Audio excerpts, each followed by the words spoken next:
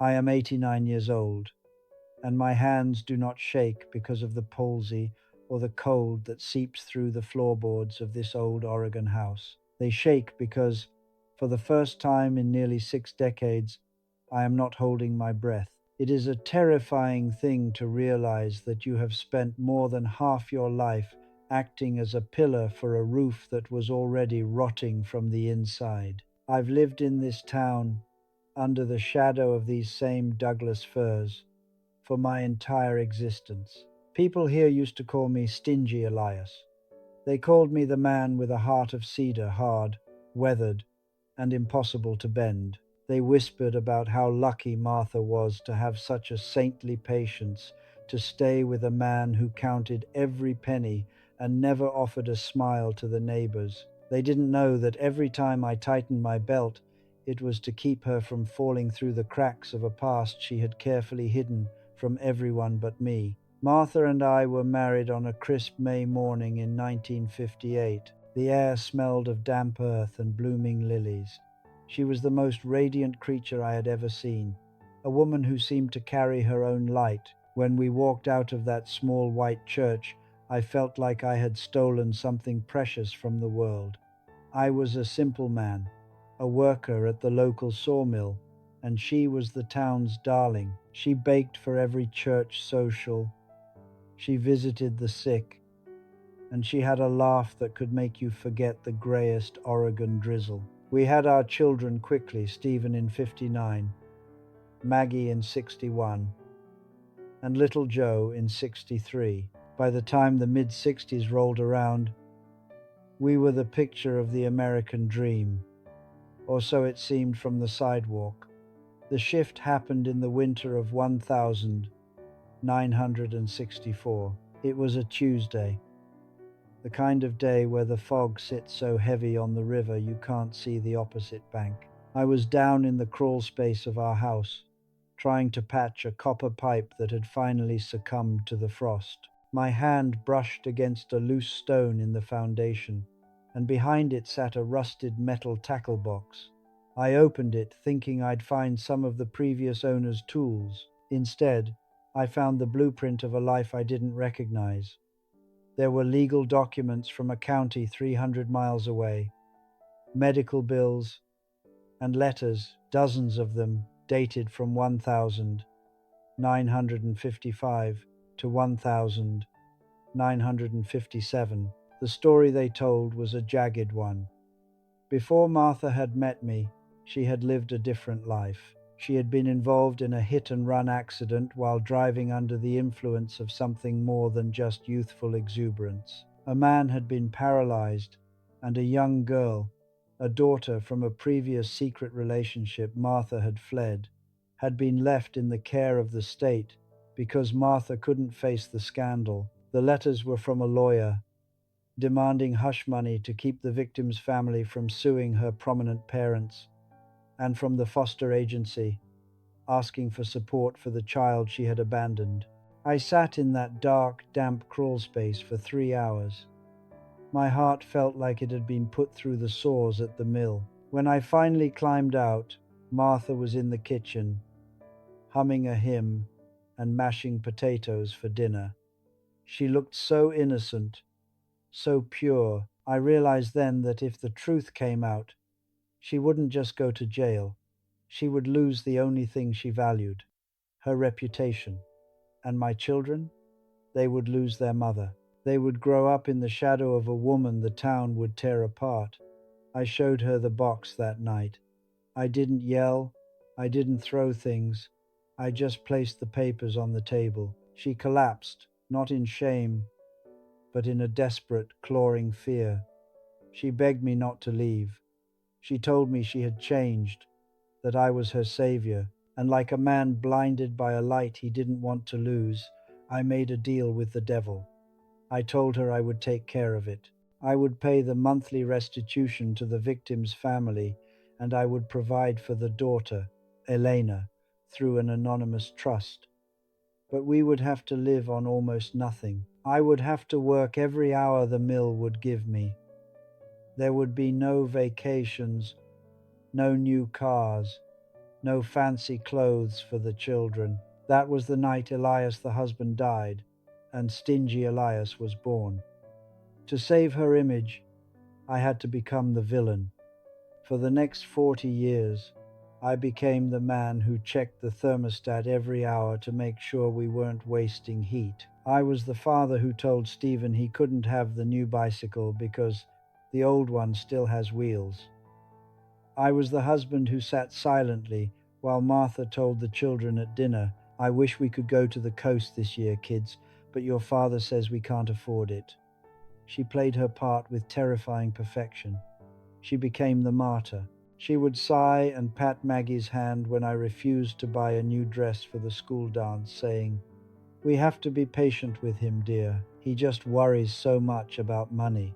She turned my sacrifice into a weapon against me. I watched my children grow to resent me. I saw the way they looked at her with adoration and at me with a cold, distant pity. I was the provider who gave them everything they actually needed. But because I couldn't give them what they wanted, I was the monster under their roof. At the sawmill, I took the most dangerous shifts because they paid the most. I came home smelling of sawdust and exhaustion, my joints aching so badly I could barely hold a fork. I'd walk into the house and hear them laughing, but the laughter would stop when the door creaked. I was the damp rag on their fire. Martha would be there, the center of their world, basking in the warmth I was paying for with my own blood and reputation. The years bled into decades. Stephen moved to Seattle and only called on Christmas. Joe joined the Navy and stayed away for years at a time. Maggie stayed in town but rarely visited. And when she did, she spent the whole time in the kitchen, whispered with her mother about how difficult I was getting in my old age. I kept the ledgers in a locked drawer. Every month, $400 to the victim's trust, $250 to Elena's education fund. I calculated it once. Over 40 years, I had paid out nearly $500,000. We could have lived in a mansion. We could have traveled the world. Instead, I lived in a house with peeling paint and children who couldn't wait to leave me.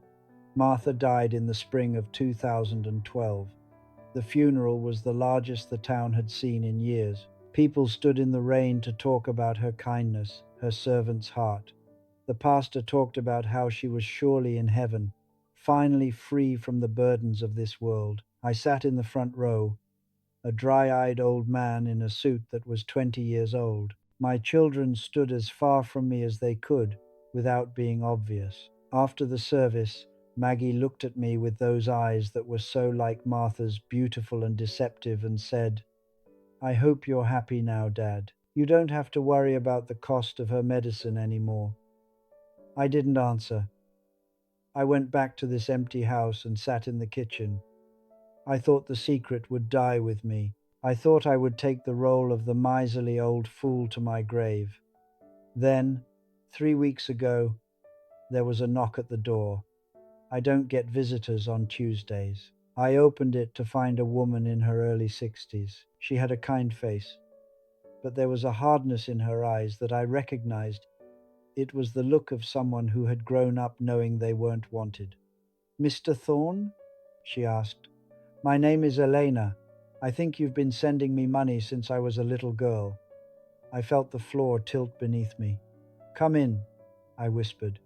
Elena sat at the same kitchen table where Martha had once mashed those potatoes with such practiced innocence.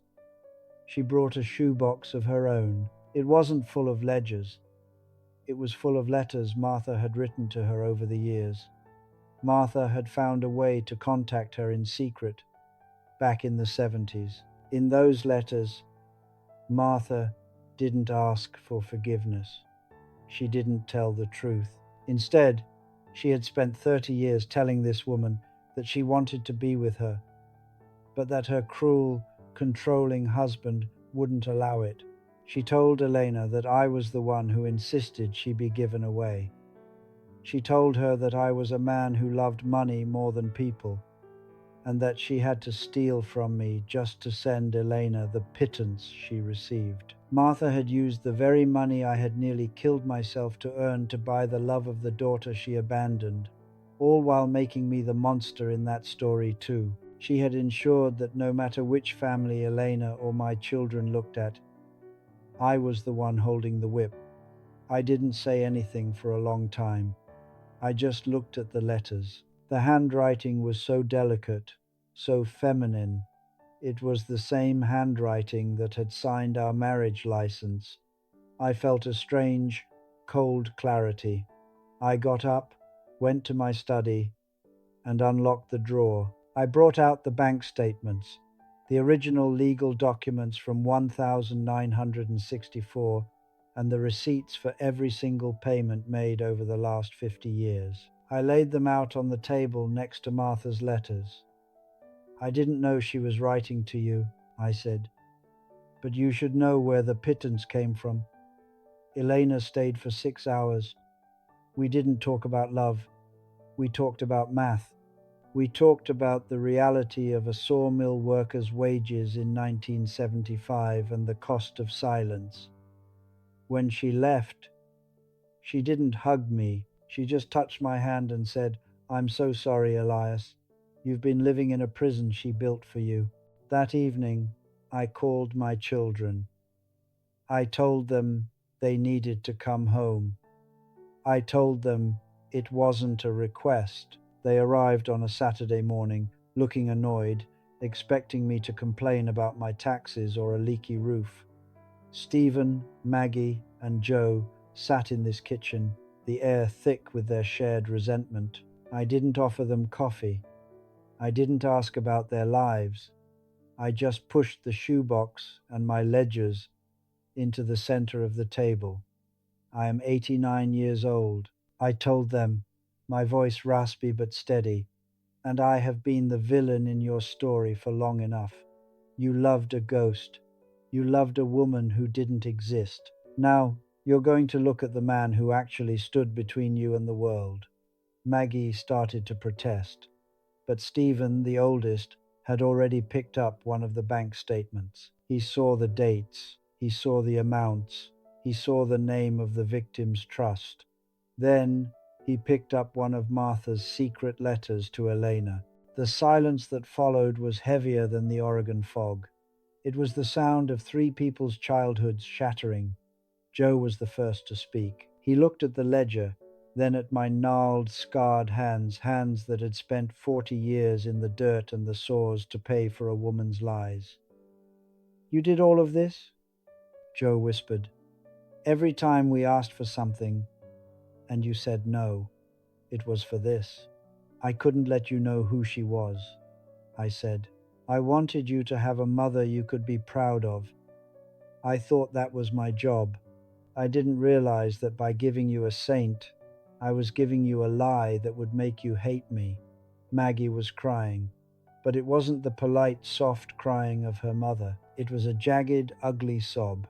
She looked at the letters where Martha had called me a cold, unfeeling warden, and then looked at the receipts showing I had worked 16-hour days for 3 weeks straight, one December, just to make sure the restitution and the Christmas presents were both paid for. "Why didn't you tell us when she died?" Maggie asked. "Why wait until now?" "Because I was still a fool," I said. "I was still protecting her. But then I met Elena, and I realized that Martha didn't just steal my life. She tried to steal my soul by making sure no one would ever know the truth. I'm too old to care about her reputation anymore. I just want to be able to sit in my own kitchen and not feel like a ghost." They didn't leave that night. They stayed. We sat in the living room, and for the first time in my life, I told them stories about the mill. I told them about how much I had actually loved the river before the debt turned it into a reminder of what I was losing. I told them about the night I found the box and how I had almost walked out, but then I heard Stephen laughing in his sleep, and I couldn't do it. It's been 2 weeks since then. Stephen calls me every day from Seattle, not to talk about the weather, but to ask me how I'm really doing. Maggie comes over on Thursdays and we're painting the house. We're covering that old, peeling grey with a bright, clean white.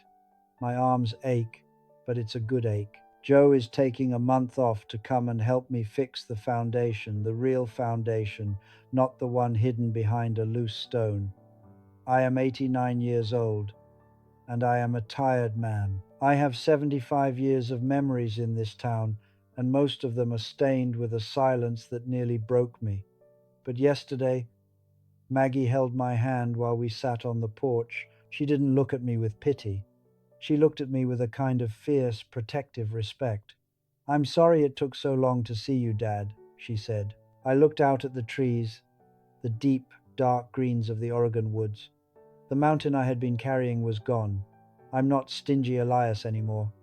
I'm not the saint's husband. I'm just a man who loved his children enough to let them hate him, and who was finally brave enough to stop. The air feels different now. The floorboards don't feel quite so cold. I think I'll stay a while longer. I think, for the first time, I might actually enjoy the view.